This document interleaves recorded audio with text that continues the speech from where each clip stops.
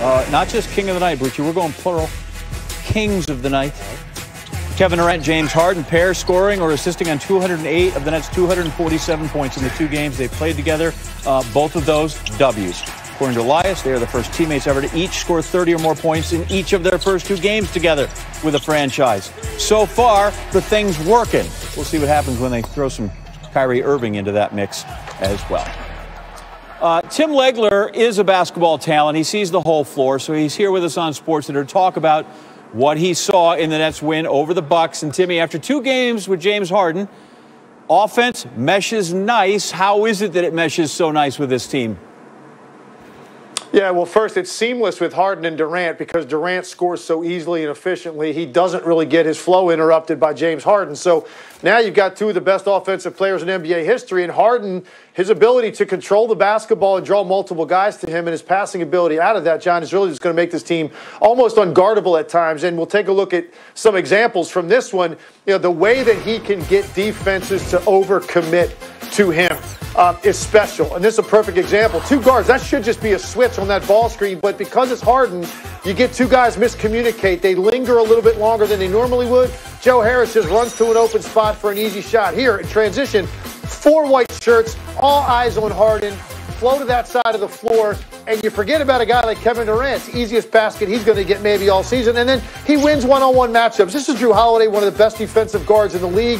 Can't keep him in front. He gets to the backline defender, Bobby Portis, and now it's an easy dunk for DeAndre Jordan. Just his ability to be able to control possessions. It's unlike any other player in the league. Now in Houston, it was really him every trip.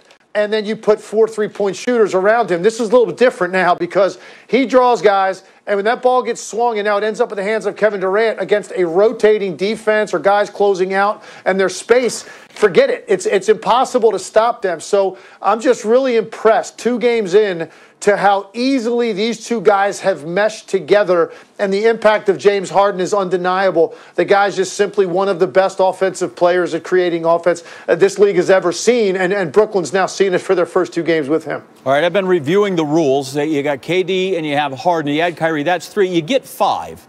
I think this is the Joe Harris question, right? How do you fit in the new look Nets rotation if you're not one of those big 3?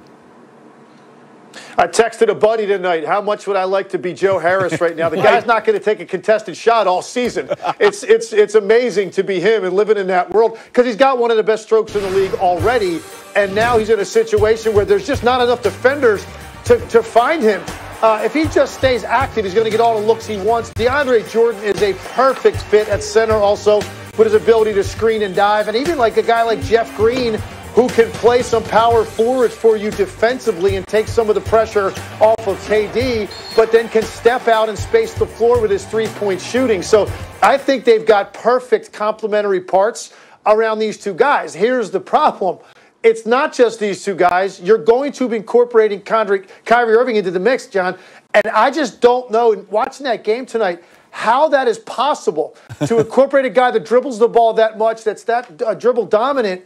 And now you're going to start to affect this flow that I'm talking about that they've had for 2 games, because I think the pieces that they have around these 2 stars are perfect to the point where you could say, I see that team getting to the finals, maybe even winning a championship. When you add Kyrie to the mix, I think it becomes a little bit more muddled. It remains to be seen, but right now it's hard to imagine. You had us all, and then you had to end on a downer, Tim Legler. All right, very good. We appreciate it, man. Listen, if Joe Harris is going to shoot 60% from 3, you'd shoot 80 on that team. Thanks. Oh, my goodness. Yeah. All right, James's former team